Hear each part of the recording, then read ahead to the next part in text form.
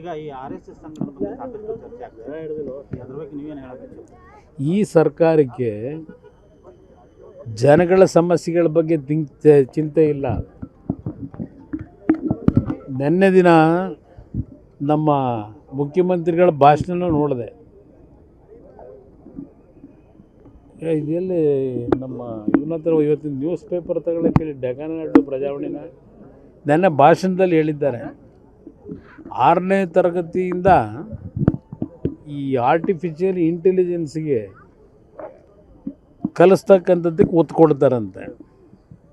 Artificial ಇಂಟೆಲಿಜೆನ್ಸ್ಗೆ 6ನೇ ತರಗತಿಯಿಂದ. ಇವತ್ತು ನಾನು ಗೃಹ ಸಚಿವರಿಗೆ ಕೇಳಲಿಕ್ಕೆ ಬಯಸ್ತೀನಿ, ನಿಮ್ಮ ಜಿಲ್ಲೆನಲ್ಲಿ ಇವತ್ತಿನ ಈ ಭಾಗದ ಮಕ್ಕಳ ಒಂದು ಶಿಕ್ಷಣಕ್ಕೆ ಎಷ್ಟು ಮಟ್ಟಿಗೆ ಒತ್ತು ಕೊಟ್ಟಿದ್ದೀರಿ?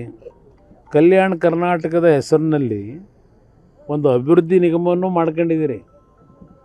ಆ ಅಭಿವೃದ್ಧಿ ನಿಗಮದಿಂದ ಎಷ್ಟರ ಮಟ್ಟಿಗೆ ಈ ಭಾಗದ ಮಕ್ಕಳ ಒಂದು ಬದುಕಿಗೆ ನಿಮ್ಮ ಕಾರ್ಯಕ್ರಮ ಇದೆ ಅನ್ನೋದಕ್ಕೆ ಇವತ್ತು ಮುಖಪುಟದಲ್ಲೇ ಒಂದು ಪ್ರಮುಖ ಪತ್ರಿಕೆಗಳಲ್ಲಿ ಶಾಲೆಗಳ ಪರಿಸ್ಥಿತಿ ಹೇಗಿದೆ ಅಂತಕ್ಕಂಥದ್ದನ್ನು ಒಂದು ದೊಡ್ಡ ಆರ್ಟಿಕಲ್ಗಳೇ ಇದೆ. ಇಂಥ ಪರಿಸ್ಥಿತಿಯಲ್ಲಿ ಸರ್ಕಾರಿ ಶಾಲೆಗಳನ್ನು ಇವತ್ತು ನೂರಾರು ವರ್ಷಗಳಿಂದ ಈ ರಾಜ್ಯದಲ್ಲಿ, ರಾಷ್ಟ್ರದಲ್ಲಿ, ವಿಶ್ವದಲ್ಲಿ ಆ ಸರ್ಕಾರಿ ಶಾಲೆಗಳಲ್ಲಿ ಓದಂಥವ್ರು 40 ವರ್ಷ 50 ವರ್ಷದಲ್ಲಿ ಅಂಥ ಆ ಶಾಲೆಗಳಲ್ಲಿ ಓದಂಥವರು ಇವತ್ತು ಹಲವಾರು ರೀತಿಯಲ್ಲಿ ದೊಡ್ಡ ಮಟ್ಟದಲ್ಲಿ ಬೆಳೆದಿದ್ದಾರೆ. ದೇಶಕ್ಕೆ ಹಲವಾರು ಕೊಡುಗೆ ಕೊಟ್ಟಿದ್ದಾರೆ. ಇವರು ಸ್ವಾತಂತ್ರ್ಯ ದಿನಾಚರಣೆಯಲ್ಲಿ ಭಾಷಣ ಮಾಡ್ತಾರೆ. ನೆನ್ನೆ ಅವ್ರ ಭಾಷಣ ಏನು ಆ ಭಾಷಣ ಇಲ್ಲಿ ನೋಡಿ, ಈ ಫೋಟೋ ನೋಡಿದ್ರೆ ಗೊತ್ತಾಗುತ್ತೆ. A school system caught in a drop out trap and learning gaps. ಇಲ್ಲಿ ಕಲಬುರಗಿ ಫೋಟೋ ಇದು.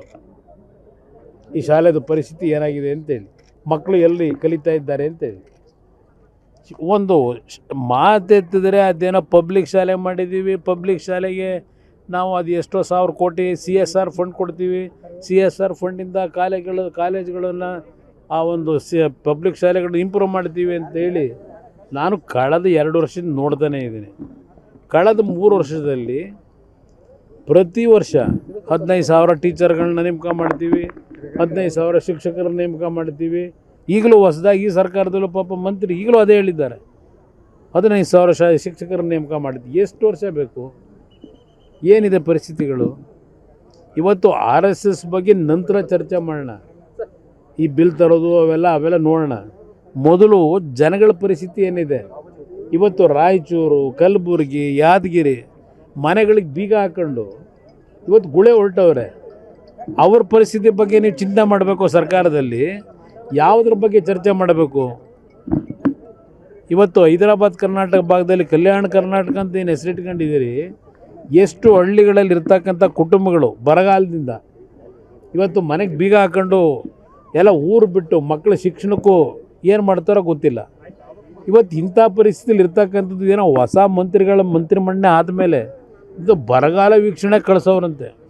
ಹೋದರು, ಯಾವುದೋ ಒಂದು ಹೊಲದಲ್ಲಿ ನಿಂತ್ಕೊಂಡ್ರು, ಒಂದು ಫೋಟೋ ತೆಗೆಸ್ಕೊಂಡ್ರು, ಪತ್ರಿಕೆಗೆ ಫೋಟೋ ಹಾಕ್ಸ್ಕೊಂಡ್ರು. ಇದು ಬಿಟ್ಟರೆ ಏನು ಮಾಡಿದ್ದೀರಿ? ಇವತ್ತು ನಿಮ್ಮ ಪಕ್ಕದ ಜಿಲ್ಲೆ ಕೊಪ್ಪಳದ ಜಿಲ್ಲಾ ಸಚಿವರು ನೆನ್ನೆ ಭಾಷಣದಲ್ಲಿ ಏನು ಹೇಳಿದ್ರೆ, ಒಂದೊಂದು ಜಿಲ್ಲೆಗೆ 500 ಕೋಟಿ ಬೇಕಂತ. ಈಗ ಬರಗಾಲದ ಪರಿಸ್ಥಿತಿಗಳನ್ನ ಸರಿಪಡಿಸ್ಲಿಕ್ಕೆ 500 ಕೋಟಿ ಬೇಕು ಅಂತ ಹೇಳಿ ಆ ಮಂತ್ರಿ ಹೇಳಿಕೆ ಕೊಡ್ತಾರೆ. ನೆನ್ನೆ ದಿನ ಕೊಟ್ಟಿರೋದು ಸ್ವಾತಂತ್ರ್ಯ ದಿನಾಚರಣೆಯಲ್ಲಿ. ಇಲ್ಲಿ DC ಅಕೌಂಟಲ್ಲಿ ಎಷ್ಟು ಇಟ್ಟಿದ್ದೀರಿ ದುಡ್ಡನ್ನ? ಒಂದೊಂದು ಜಿಲ್ಲೆ, ಒಂದೊಂದು ತಾಲೂಕು ಕುಡಿಯೋ ನೀರು 1 ಕೋಟಿ ಕೊಡ್ತಾರಂತೆ.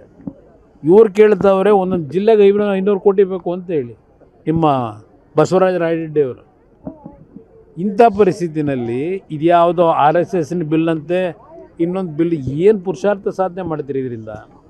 ಅದರಿಂದ ಏನು ನಿಮಗೆ ತೊಂದರೆ ಆಗಿರೋದೇನು? ನಾನು ಹಲವಾರು ಬಾರಿ ಟೀಕೆ ಮಾಡಿದ್ದೀನಿ.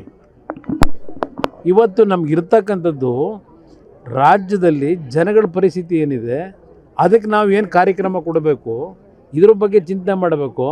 ಇದಕ್ಕೆ ನಿಮ್ಮ ಸಮಯ ವ್ಯರ್ಥ ಮಾಡ್ಕೊಂಡು ತಿರುಗ್ತಿರೋ ಅಂತಕ್ಕಂಥದ್ದು ಕೇಳಲಿಕ್ಕೆ ಬಯಸ್ತೀನಿ.